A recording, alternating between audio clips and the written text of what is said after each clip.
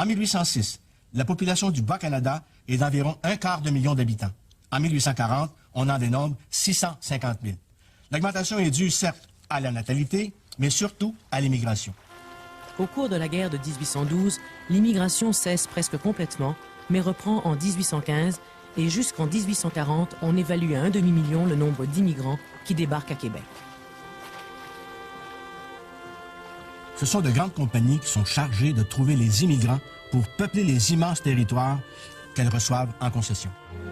Dans le Haut-Canada, The Canada Land Company reçoit 2,5 millions d'acres de terre.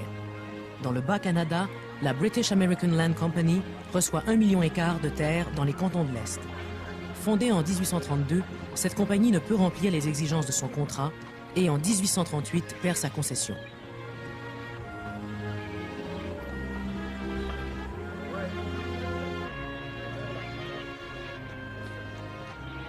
En 1831, les citoyens de la ville de Québec sont plutôt anglophones que francophones. À Montréal, les anglo-saxons représentent 52% de la population totale et les francophones 45%. Mais la majorité des immigrants sont d'origine irlandaise.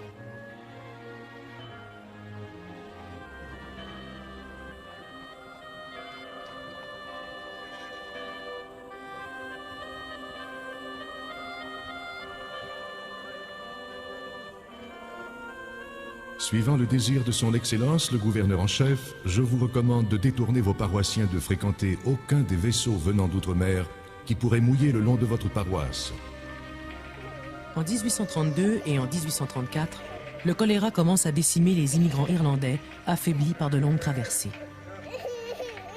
Lassitude subite, pesanteur de la tête, vertige, étourdissement, pâleur souvent plombée, bleuâtre de la face, peau froide et sèche, sentiment d'oppression, d'anxiété dans la poitrine, brûlure dans le creux de l'estomac, borborigme dans les intestins, frisson le long de l'épine dorsale et une sensation d'air froid dans les cheveux. L'épidémie de 1832 va faire 10 000 morts dans la vallée du Saint-Laurent. Il y a des députés patriotes qui vont accuser le gouvernement britannique d'avoir voulu volontairement semer la mort chez les Canadiens français. Le 19e siècle est témoin de grandes épidémies, épidémies de choléra, épidémies de typhus. La plupart sont associées avec la venue ici des immigrés irlandais. Et lorsque cette épidémie se produit, je pense bien que le personnel religieux des hôpitaux de Montréal et de Québec ont manifesté véritablement un dévouement extraordinaire. Moi, ce que j'ai lu, en tout cas, sur le rôle des religieuses, les religieuses surtout, j'ai jamais entendu parler de religieux qui l'ont fait, c'est vraiment absolument admirable. Pour tenter d'empêcher la propagation du choléra, on va établir une quarantaine à Grosse-Île, une île située en face de Montmagny. C'est un endroit où, pendant un certain temps, on gardait sous observation les personnes qu'on croyait être porteuses de la maladie. Le Canadien, dans son édition du 13 juin, signale « Il n'y a que les classes pauvres et malpropres et adonnées à l'intempérance, les classes ouvrières exposées aux grandes chaleurs et à des travaux excessifs, et les personnes atteintes depuis longtemps de langueur, qui comptent un grand nombre de victimes. »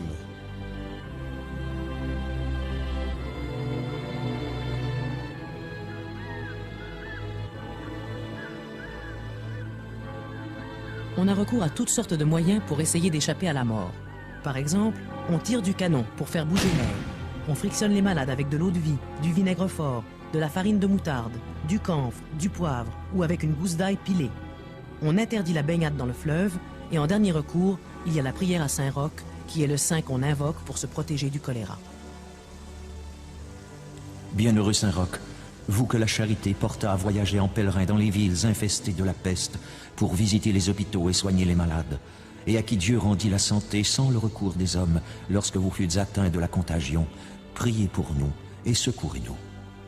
Bon nombre d'immigrants irlandais vont choisir d'aller s'établir dans le Haut-Canada, comme l'avait fait la majorité des loyalistes lors de la guerre d'indépendance des États-Unis. Les Irlandais arrivent démunis de tout. Ce sont des gens pauvres qui fuient la misère. Les Écossais et les Américains, déjà installés dans le Haut-Canada, appartiennent, eux, à une classe sociale mieux nantie.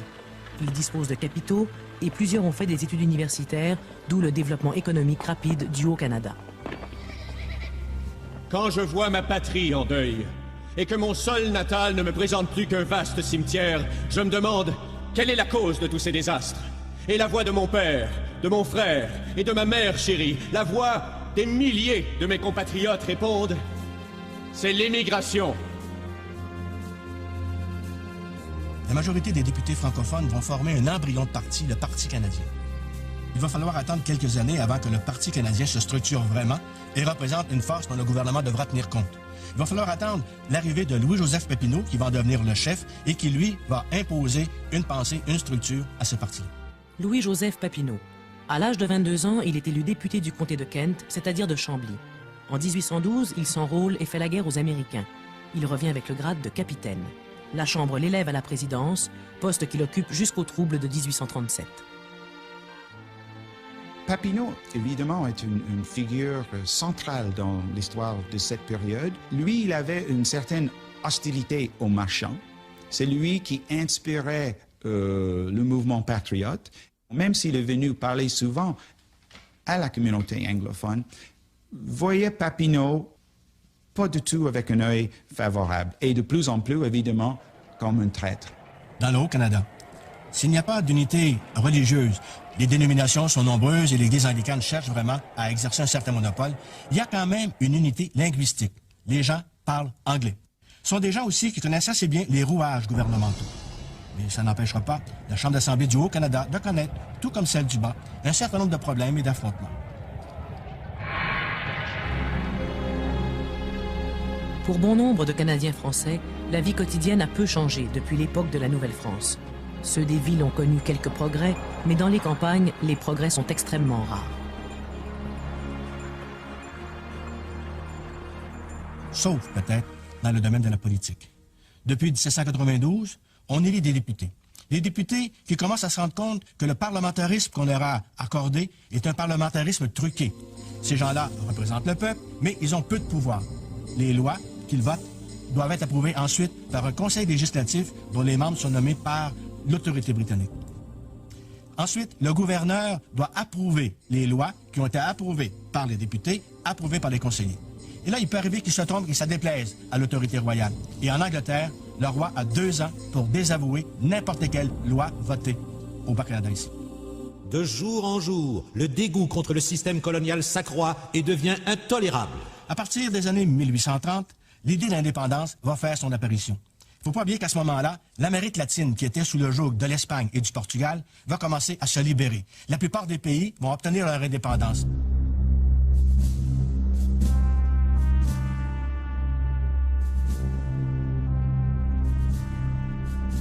L'idée de la souveraineté du peuple va aussi se propager ici, de sorte que, en 1837, certains réclament l'indépendance du Bas-Canada, comme d'autres, dans le Haut-Canada, réclamaient une plus grande liberté, une plus grande indépendance face à la Grande-Bretagne. Il y avait une crise générale dans l'Amérique du Nord pendant les années 30. Et évidemment, il y avait une rébellion au Bas-Canada, mais en même temps, il y avait une rébellion au Haut-Canada. Et aussi, évidemment, il y avait des mouvements révolutionnaires en Europe en même temps. Et aussi aux États-Unis. Pour les insurgés anglophones du Haut-Canada et les insurgés francophones du Bas-Canada, il était normal de voir la rébellion comme quelque chose de grand, faisant partie d'un mouvement presque universel. Ils se conformaient au sentiment de fraternité révolutionnaire qui régnait partout, une amitié entre les peuples. Ils n'avaient donc pas le sentiment d'être seuls au monde.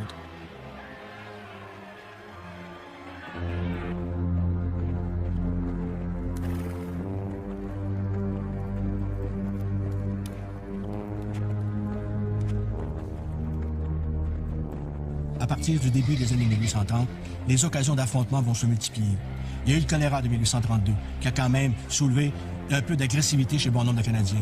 Il y a eu aussi en 1832 à Montréal une élection partielle, au cours de laquelle l'armée a tiré sur la foule. Il y a eu des morts exclusivement du côté canadien. Il y a en 1834 la fondation de la Société Saint-Jean-Baptiste, qui, elle, va donner naissance à une idée aussi d'indépendance. J'espère que le cri universel d'un bout à l'autre du pays sera « la liberté ou la mort » et que nous chanterons « vivre libre ou mourir ». En 1835, à Montréal, il y a des affrontements entre des groupes d'anglophones et des groupes de francophones. On commence à mettre sur pied des genres d'associations secrètes, aussi bien le Doré Club que les Fils de la Liberté, qui, eux, vont créer passablement de mouvements d'agitation. Londres, 1837.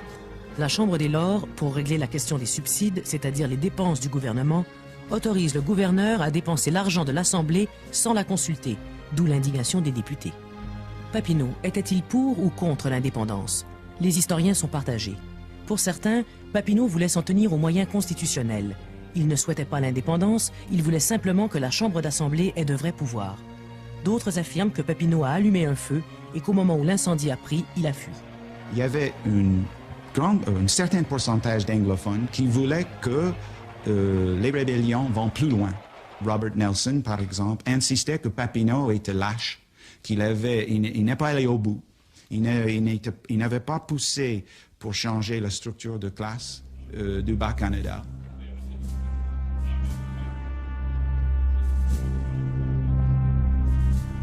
En octobre, à Saint-Charles-sur-le-Richelieu, une importante assemblée réunit les représentants de 6 comtés. Papineau fait un appel au calme. Tous les moyens constitutionnels n'ont pas été épuisés. Mais les autres orateurs se font plus radicaux. Wilfred Nelson, dit le Loup Rouge, déclare « Je diffère d'opinion avec M. Papineau. Je dis que le temps est venu de mettre de côté vos plats et vos cuillères d'étain afin de les fondre pour en faire des balles. » La foule exaltée l'acclame. On vient de dérouler l'étendard de la révolte.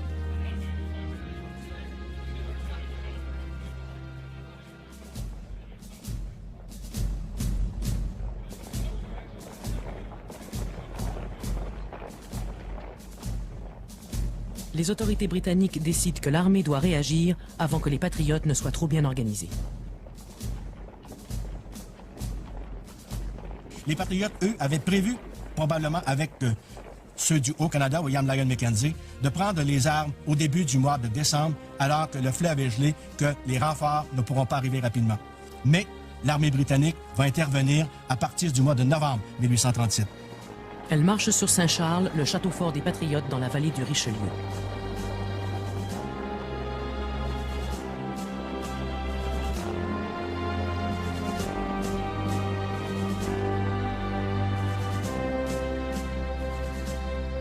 Mais à Saint-Denis, les Patriotes ont décidé d'arrêter l'armée anglaise et ils vont réussir. Ce sera l'unique victoire remportée par les Patriotes. Ils n'ont pas l'initiative des armes. Ils essaient d'arrêter l'armée.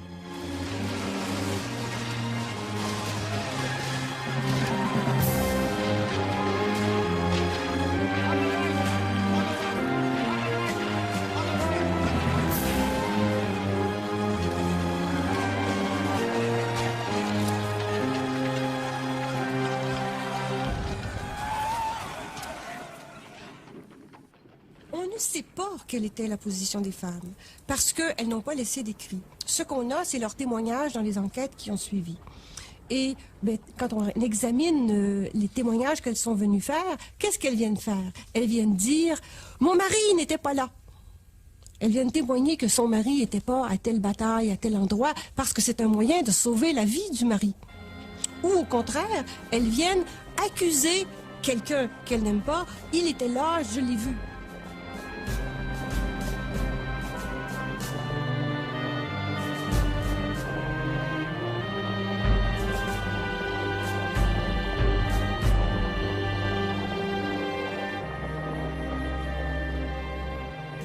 L'armée va marcher sur Saint-Charles et là, ça sera la défaite des Patriotes.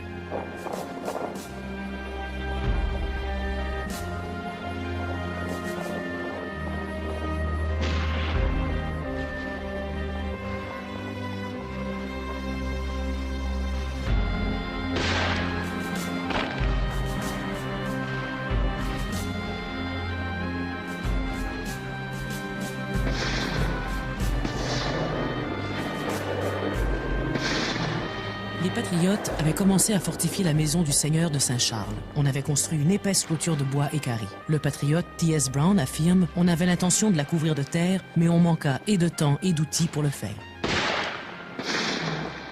On ne peut absoudre ceux qui ont pris les armes contre la reine, et s'ils meurent sans s'être rétractés, ils seront privés de la sépulture ecclésiastique. Quand on examine la correspondance des épouses des leaders politiques de l'époque, on s'aperçoit que ces femmes-là étaient extrêmement engagées à côté de la cause de leur mari. La correspondance de Julie Papineau était très éclairante là-dessus. De sorte que on peut penser que les femmes là où on était favorable aux patriotes était derrière eux, était vraiment derrière eux. Mais qu'est-ce qu'elles ont fait? On sait qu'il y avait des clubs de dames patriotes, on sait qu'elles ont fondu les cuillères pour faire des balles, elles ont fait des bannières, le club des femmes patriotes, elles ont tenu des thés, elles ont peut-être ramassé de l'argent pour les patriotes. Mais il y avait également de l'autre côté des femmes qui faisaient exactement la même chose qu'elles, mais pour la cause adverse des patriotes. C'est difficile de le savoir parce qu'elles ont laissé très peu d'écrits. On va brûler les villages de Saint-Charles et de Saint-Denis.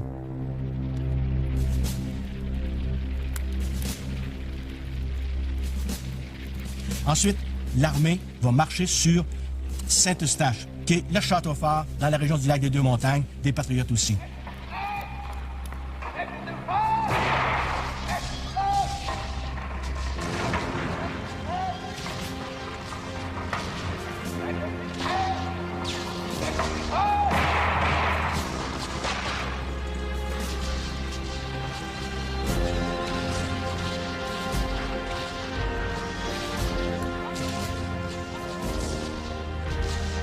Ce sera une autre défaite des patriotes. Et là, on va brûler Saint-Eustache, on va brûler le village de Saint-Benoît. Et là, ça sera un peu la terreur qui va se répandre un peu partout dans la région de Montréal.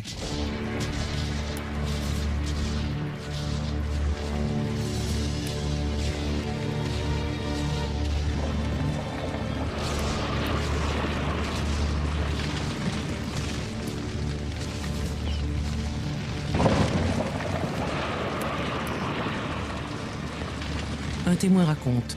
Les barbares faisaient déshabiller les hommes, les femmes et les enfants, qu'ils laissaient presque nus à la porte de leur maison embrasée. Les dames Dumouchel, Lemaire, Giroir et Masson ne furent pas exemptes. À peine restait-il à ces dernières de quoi couvrir leur nudité.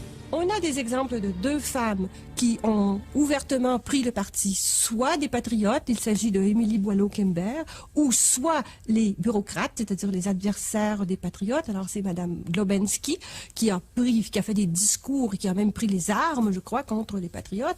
Mais hors ces deux femmes, on n'a pas d'exemple de femmes qui ont participé. Par contre, elles ont beaucoup souffert. Leur maison a été brûlée, leur mari a été arrêté, etc. Plusieurs se sont retrouvés dans la rue, pieds nus, leur maison a été brûlée en pleine nuit.